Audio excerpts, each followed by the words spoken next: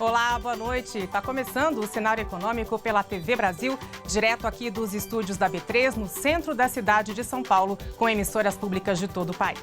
Vamos direto para os destaques da economia nesta segunda-feira, começando o mês de julho e, portanto, contagem regressiva para o exame da reforma da Previdência na Câmara. O recesso começa agora, no dia 18 de julho, e o desejo, a corrida do governo é aprovar na Câmara, pelo menos aí nesse primeiro semestre. O PIB é revisado mais uma vez para baixo pelos analistas consultados pelo Banco Central. 18ª vez que o PIB deste ano, o crescimento do PIB, é revisado para baixo. A atividade industrial piora em maio, segundo dados da CNI, e a confiança do empresariado sobe pela primeira vez desde janeiro, segundo dados da Fundação Getúlio Vargas. Aqui no estúdio, um bate-papo sobre franquias, um setor que cresce cerca de 8% ao ano. Seja muito bem-vinda e muito bem-vindo. Cenário Econômico está no ar.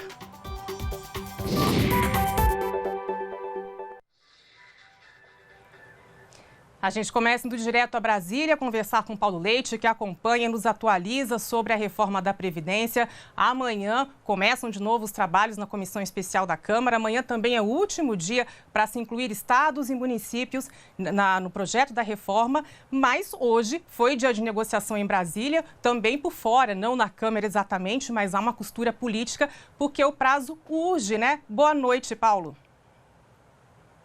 Exatamente, Vanessa. Boa noite para você, boa noite para todo mundo. O relator da reforma da Previdência na Comissão Especial, que é o deputado Samuel Moreira, deve apresentar esta semana aqui em Brasília as mudanças no parecer dele. A previsão era quinta passada, passou para amanhã, terça-feira, e agora não tem mais dia específico.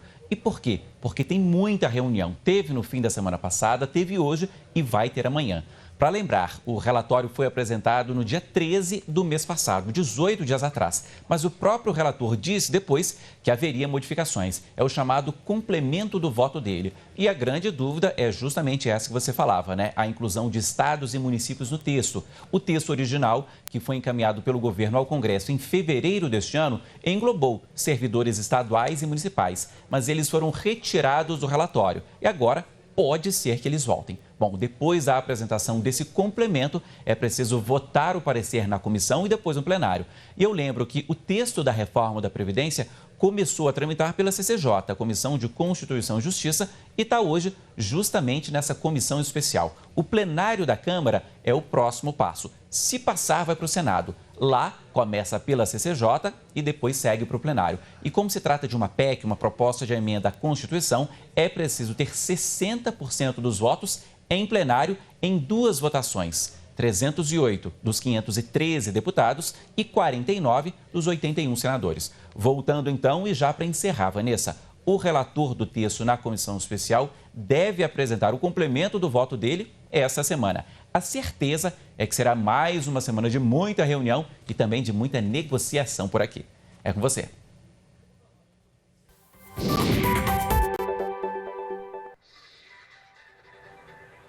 Obrigada, Paulo. Com certeza, e você segue acompanhando e atualizando a gente aqui no Cenário Econômico. Eu lembro que nós estamos ao vivo também pelo Facebook, na página da TV Brasil. Você vai lá, acessa, acompanha em tempo real. Se perdeu alguma coisa, consegue assistir depois também. E, claro, manda o seu comentário, sua pergunta e sua sugestão. Vamos ver agora, então, as expectativas, né, do Boletim Focus do Banco Central. Analistas do mercado financeiro são ouvidos pelo Banco Central toda semana e na segunda-feira, você sabe, saem aqui os resultados. Mais uma vez, o PIB foi revisado para baixo, 18ª semana seguida em que isso acontece. Agora está em 0,85%, significa então que o mercado estima que a economia do país vai crescer 0,85% em 2019. Há 4 semanas, essa expectativa era de 1,13% e há uma semana 0,87%. O IPCA também, que é a inflação oficial, teve uma pequena queda, 4,03% há 4 semanas, 3,82% há uma semana e agora 3,80%. Produção industrial também caiu um pouquinho, passou de 0,72% para 0,71% de uma semana para outra. E como eu disse no começo, a própria CNI já divulgou hoje uma piora na atividade industrial no mês de maio. E a gente sabe que a indústria está tendo dificuldade para retomar o crescimento, para sair da crise mais do que os outros setores. Também em relação à taxa Selic, uma pequena queda. A previsão agora é de que 2019 encerre com uma taxa básica de juros de 5,50%. Na semana anterior era 5,75% e há 4 semanas 6,5%. Na avaliação do mercado, o dólar permanece estável a 3,80%. Já para 2020, a gente já tinha comentado aqui, R$ 3,80, perdão. A gente tinha comentado aqui que para 2020 também tinha tido uma revisão do crescimento do PIB, mas o mercado manteve a previsão da semana passada, que é de 2,20%. A gente fala agora sobre os dados da CNI, que eu tinha acabado de mencionar, indicadores da indústria que foram divulgados em maio. O faturamento real da indústria caiu 2,2%, horas trabalhadas 0,2%, a utilização da capacidade subiu 0,3 ponto percentual, apesar dessas quedas aqui. E o que a CNI, a Confederação Nacional da Indústria, pondera é que esse faturamento real vem ao longo do ano subindo e caindo de mês a mês ou de trimestre a trimestre, mais que o saldo é negativo. No final das contas, o faturamento real da indústria tem caído este ano. Outros dados, emprego também teve queda de 0,2%, e aí vai alimentando aquele ciclo que a gente sempre fala, mais desemprego, menos gente com renda, menos gente com confiança para gastar. E aí, mais uma vez, tudo isso impacta na economia, a indústria também sente que não deve produzir e a gente entra nesse ciclo. Massa salarial teve uma pequena alta de 0,4%, o rendimento médio também teve uma pequena alta de 0,5%. Nesses dois casos, são rendimento e massa salarial reais, já descontados a inflação. Agora a gente vai falar daqui a pouquinho sobre a confiança empresarial, porque antes eu vou até o Rio de Janeiro conversar com o Maurício de Almeida, que tem dados positivos sobre o emprego, pelo menos nas micro e pequenas empresas. É uma análise de dados do CAGED, do Ministério do Trabalho, e traz esse resultado positivo. Maurício, boa noite. Olá, Vanessa, boa noite. As micro e pequenas empresas brasileiras foram fundamentais para o saldo positivo na geração de empregos que aconteceu no mês de maio. Enquanto as grandes empresas demitiram cerca de 7.200 vagas, fecharam 7.200 vagas, as pequenas e microempresas criaram 38 mil novos postos de trabalho. Trabalhos formais, aquele com a carteira assinada. Segundo os pesquisadores do Sebrae, esse número é bastante positivo, já que uma micro ou pequena empresa só contrata quando está confiando no crescimento da economia, já que para essas pequenas empresas, uma demissão acaba tendo um custo muito alto. Ou seja, se as empresas começaram a contratar, é porque estão acreditando que nos próximos meses a economia brasileira vai começar a acelerar. O setor que mais contratou entre as micro e pequenas empresas foi o setor ligado aos negócios agrários, principalmente por conta do cultivo do café em Minas Gerais e também no Espírito Santo, e também pelo cultivo da laranja em São Paulo e no interior de Minas Gerais. O setor de serviços ficou na segunda colocação na geração de empregos entre as micro e pequenas empresas. Na semana passada, aqui mesmo no cenário econômico, nós apresentamos uma pesquisa mostrando que o otimismo aumentou em mais de 2 pontos no setor de serviços, ou seja, os empresários estão mais confiantes e, por isso, começam a contratar. As micro e pequenas empresas brasileiras correspondem a 25% do produto interno bruto do país. Atualmente, existem no Brasil cerca de 12 milhões de pequenas ou microempresas. Nos primeiros 5 meses desse ano, essas companhias geraram 326 mil novos postos de trabalhos formais, aquele com a carteira de trabalho assinada. Vanessa?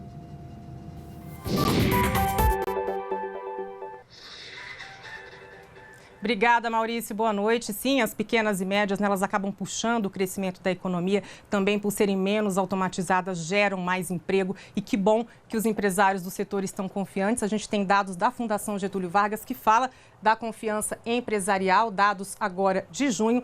Teve um crescimento de 0,6 ponto e atingiu, então, em junho, 92,6 pontos. É a primeira vez que o índice cresce, fica positivo desde de janeiro, refletindo um pouco aí desse otimismo que o Maurício falou. Em comparação ao trimestre anterior, encerrado em junho, a queda é de 3,3 pontos, ainda em queda, portanto. O índice de situação atual, e o índice de expectativa são os dois índices que compõem esse índice de confiança. A situação atual teve uma alta de 0,3 e foi para 89,9 pontos. Esse índice da situação atual mede e reflete a percepção que o empresário tem do atual momento. E, nesse caso, a Fundação Getúlio Vargas destaca que ele tem oscilado em torno dos 90 pontos, o que é muito baixo historicamente, e que esse valor vem se mantendo assim neste patamar desde março do ano passado. Portanto, há mais de um ano nesse nível de confiança que não passa dos 90%, dos 90 pontos, no que se refere à situação atual. Já o indicador de expectativas teve uma pequena alta de 1,1% e atingiu 99,3 pontos. E, de acordo com a Fundação Getúlio Vargas, recupera aí parte das perdas de 2 meses anteriores.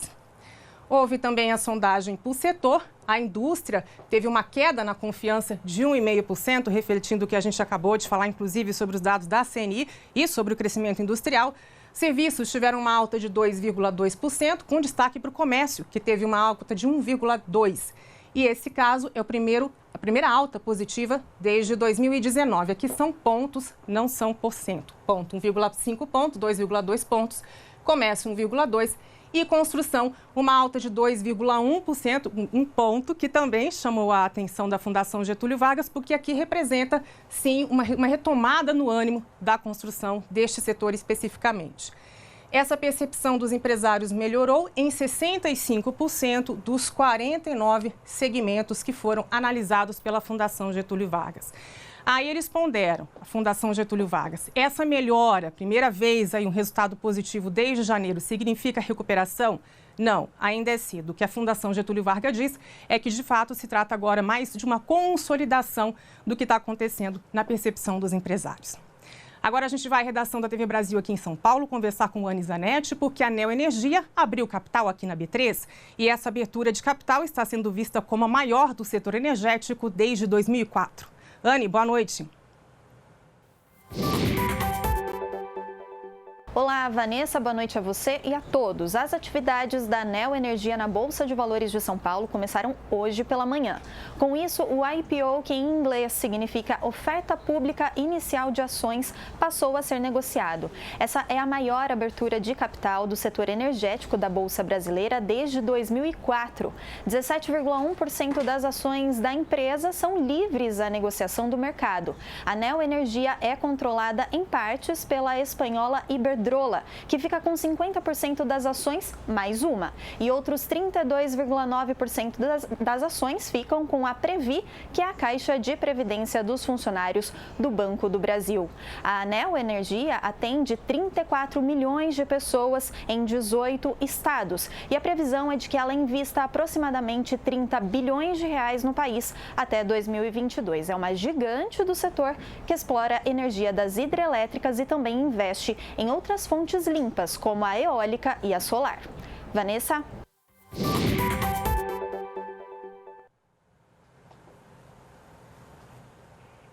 Obrigada, Anny, pelas suas informações. Vamos saber, então, como é que fecharam os papéis da Neo Energia hoje aqui na Bolsa, na B3. Fecharam em alta de 8,37% a R$ 16,99. Ficou assim em alta desde que os papéis foram abertos, desde que houve oferta de papéis aqui na Bolsa. Vamos ver então como é que fechou hoje a Bolsa, o índice Bovespa, em alta de 0,37% aos 101.339 pontos. Se distanciou um pouquinho da máxima do dia, que foi 102.431. A mínima ficou em 100 mil pontos, 973. O que é que está refletido aqui hoje? O mercado financeiro viu com bons olhos o que aconteceu neste final de semana na reunião do G20. Entenderam que Estados Unidos e China deram uma trégua aí na guerra comercial e este resultado, então, reflete esta confiança. Por que foi caindo um pouquinho, se distanciando da máxima? Porque, ao longo do dia, Claro, as preocupações com a reforma da Previdência também vão tomando conta das percepções dos investidores. Então, essa apreensão em relação ao que vai acontecer a partir de amanhã, nesse mês decisivo, já que a expectativa é aprovar na Câmara no primeiro semestre. Então, de olho em tudo isso, fazendo essas ponderações, a Bolsa fechou em alta de 0,37, mais próxima dos 101 mil pontos.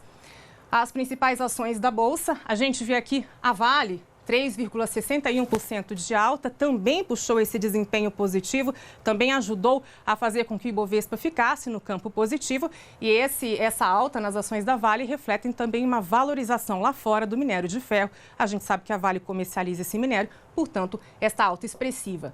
Petrobras, queda de 0,44%. Banco do Brasil, queda de 0,11%. Bradesco, alta de 0,16%. E Itaú, queda de 0,44%. São as ações peso pesado do Ibovespa, aquelas que mais influenciam o resultado do índice no final do dia. Com isso, o dólar comercial fechou uma leve alta de 0,06% a R$ 3,84. Na máxima, justamente na máxima do dia, e na mínima chegou a R$ 3,81.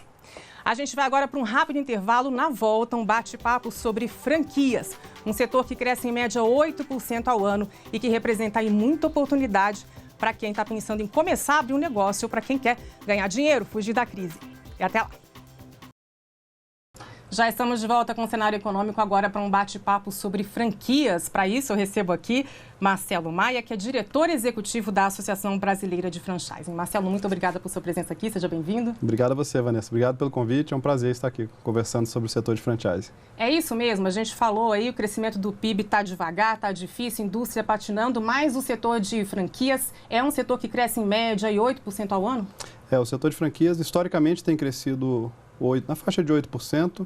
Se eu comparar o primeiro trimestre de 2019 com o primeiro trimestre de 2018, nós crescemos na faixa de 7%, mais ou menos. E é um número para se comemorar, né? Porque, como eu disse, a economia está patinando. Não, sem dúvida nenhuma. É um número muito significativo, né? É um número que, mas na verdade, Vanessa, é que reflete toda a maturidade, o desenvolvimento que o setor de franchising vem tendo ao longo dos anos, né? Todo o investimento que as redes têm feito nos seus negócios, na modernização, na digitalização. Então, é um número, de fato, para comemorar, né, mas fruto de muito trabalho do setor. Que reflete investimentos também. Também, sem dúvida nenhuma. Agora, eu tenho aqui um dado também de que o setor hoje emprega 1.300.000 pessoas. É por aí? É mais ou é menos? Não, é exatamente. É o número que hoje o setor de franquias, em termos de empregos diretos, ele emprega 1.300.000 trabalhadores. Sem contar aí todo o universo que ele gera, né? Porque a cadeia de franchise é muito grande, né? Então, se eu somar, obviamente, os consultores, advogados, arquitetos, todo o pessoal de design, esse número, obviamente, é bem maior, né? Mas empregos diretos que franquia gera na faixa de 1.300.000 trabalhadores hoje. Agora, a gente teve aqui em São Paulo, na semana passada, um grande evento, né? Uma grande feira de franquias. E como é que vocês avaliam? Que resultado que vocês tiveram? Que percepções vocês tiveram nessa feira em relação ao setor e a expectativa das pessoas, né? A procura? Sim. Foi sensacional, Vanessa. Foi, de fato, assim, A nossa feira hoje já é considerada, em número de visitantes, a maior feira do mundo de franquias, né? A gente recebeu em torno de 66 mil visitantes, que foi um recorde histórico de visitantes. Em 3 dias de feira. 3 dias de feira. E 4 dias de feira, somando o sábado, né? Então, foi um recorde histórico, é um número para se comemorar. E o interessante que a gente observou um número de candidatos a investidores em franquia bastante qualificado, né? A gente viu um pessoal muito disposto a investir e também um pessoal muito preparado, né? O que a gente teve quando pesquisávamos com os expositores, a gente via assim, que eles têm recebido pessoas assim, com um conhecimento muito grande do ponto de vista de finanças, sobre processos de negócio, sobre metodologias, sobre como funciona aquele tipo de franquia. Então, de fato, foi bastante positivo para o setor essa feira que a gente realizou agora. E o que pode refletir esse perfil e também o número de pessoas, né, que procurou a feira esse ano? Quer dizer, a gente imagina que com a crise, com o desemprego, muita gente, né, escolha ou pretende escolher uma franquia para ganhar vida, né? Mas também, se o público está mais qualificado, são pessoas que, em tese, também têm mais facilidade de acesso ao mercado, né? Como é que vocês avaliam esse perfil? Sem dúvida. Tem os dois perfis, né, obviamente, né? Claro que tem aquela pessoa que está procurando ali como uma forma de empregabilidade, né? Mas tem também o investidor que enxerga o setor de franquia como um porto seguro para investir, às vezes, uma disponibilidade de recursos que ela tem, né? O setor de franquia, como é um setor bastante maduro, na verdade, ele incentiva o investidor a investir num setor que ele já é testado, já é um modelo de negócios que já tem seus processos definidos, já tem suas ferramentas de gestão pré-definidas, já tem um sistema de marketing definido. O risco é menor. Então, o risco é menor, né? A gente observa isso com a taxa de mortalidade de empreendimentos abertos através de franquias, ela é bem menor, bem inferior à média de mercado de negócios que são abertos no modelo ainda não testado, vamos chamar assim, né? Conceito de segurança é tudo, né? A gente tem aqui participações que vieram do Facebook. O José Carlos Araújo Castro diz: show, aprendo muito com os comentários de vocês. Que bom, obrigada por sua participação e pela sua companhia aqui com a gente. E o Manuel Couto diz também parabéns ao Piotr, que hoje não está aqui. E a Vanessa, obrigada pelo melhor e único programa que aborda o cenário econômico brasileiro. Vida longa ao programa, que bom, a gente também espera. Muito obrigada. Agora, falando então um pouco, né? Você disse que é um setor que oferece mais segurança. Agora, quais são as oportunidades? Para quem pretende investir em franquia, tem para todos os gostos e todos os bolsos? Tem. Hoje né? tem de tudo. Tem uma grande variedade do ponto de vista de setores, né? Você tem setores tradicionais de franquias, como o setor de alimentação, setor de educação, setor de moda, né? Há setores, às vezes, mais inovadores, né? Setores mais voltados à tecnologia, a serviços. Então, de fato, a gama de setores que hoje usam o canal de franquias como modelo de negócios, ele está bastante amplo hoje, né? E também em termos de valores de investimento, né? A gente tem desde micro franquias, vamos chamar assim, que são investimentos mais precisaria investir quanto numa micro franquia, pensando assim nos valores mais baixos? Vanessa, a gente tem micro franquia começando até por 10, 15 mil reais. Certo. Já tem algum tipo de micro franquia nesse sentido, né? E qual seria esse perfil? Que micro franquia seria essa, que fica em torno de 10, 15 mil reais? Temos de serviços, né? Alguns tipos de serviços específicos, serviços para automóveis, alguns tipos de serviços educacionais. A gente teve, inclusive, na feira, esse ano, um boulevard de micro franquias, que foi um grande sucesso. O que é que foi um boulevard de microfranquias, foi um setor que a gente deixou na feira somente destinado a expositores de microfranquias.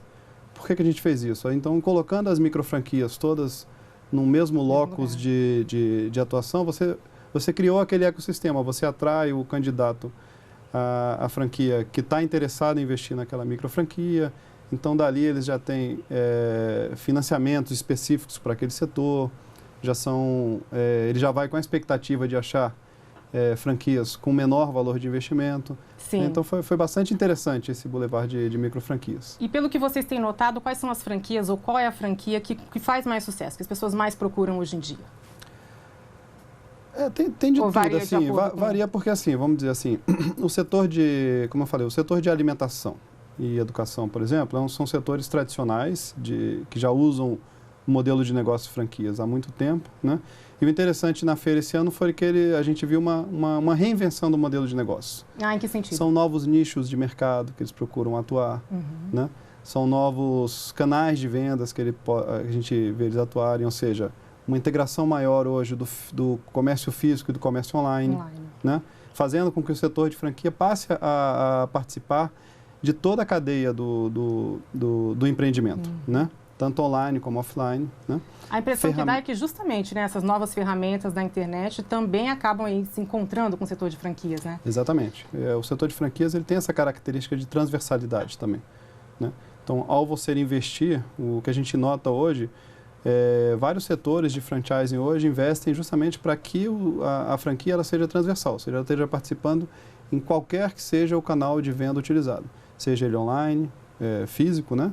Seja ele digital, seja ele um modelo de venda direta, né? Seja qual for o modelo de negócios, para que o modelo de franchising seja transversal àquele setor. Todos os canais, né? Exatamente. Quem está assistindo a gente agora está pensando em entrar numa franquia, tanto faz aí se investindo muito ou investindo pouco. O que a pessoa deve pensar? O que ela deve fazer inicialmente? Por onde começa?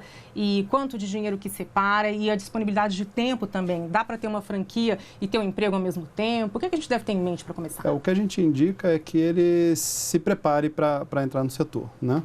Então, nós na BF, nós oferecemos uma série de cursos para preparar aquela pessoa que quer investir no setor de franchise, né? A gente procura usar a parte de educação para que ele se sinta seguro, né? Ou seja, conhecendo como é que você analisa financeiramente, qual a expectativa de retorno que eu vou ter de uma franquia, qual é o tempo que eu devo me dedicar a um empreendimento desse tipo, né? Qual é o nível de investimento que eu vou ter, né? Ou seja, para que ele entre com uma maior segurança, né? E a vantagem do setor de franquia é essa, né? Como já são modelos já testados, já em operação, né? Que já tem um modelo de negócios pré-formatado, a gente tem condições de educar aquele candidato a investir no setor para que ele entre com mais segurança e tenha uma taxa de sucesso maior. Sim, já é um caminho aí que já está um pouco percorrido, né? Exatamente. E dá para ter uma ideia mais ou menos de quanto tempo vai levar para a pessoa ter o retorno? É claro que os valores variam, né? Mas em média, quanto tempo que se leva para ter um retorno aí para a franquia começar a dar resultado? Varia muito, Vanessa. Esse varia muito, né? Depende muito do nível de investimento, Pensando né, do setor. no pequeno, naquela pessoa que não está muito satisfeito com o emprego, ou está procurando uma colocação porque ficou desempregado. O que você daria de dica? Quanto tempo que leva? Eu acho que seria interessante eles procurarem aí. Primeira coisa que ele tem que procurar saber, Vanessa, é o setor que ele se identifica, né? Esse é o primeiro grande passo. Esse eu acho que é um grande primeiro passo, né? Você tem que ter uma afeição àquele setor, né? Você tem que entender... E aí entra lá no site da BF para ter os detalhes de lá no site tem várias informações, estatísticas, dados do setor, né? Quais são... A gente tem a estratificação por setores, então acho que Muitíssimo obrigada por sua presença aqui, pelas agradeço. dicas. Então fica a dica, acesse lá o site da BF e se informe mais. O Cenário Econômico fica por aqui. Amanhã a gente se vê de novo. Até lá.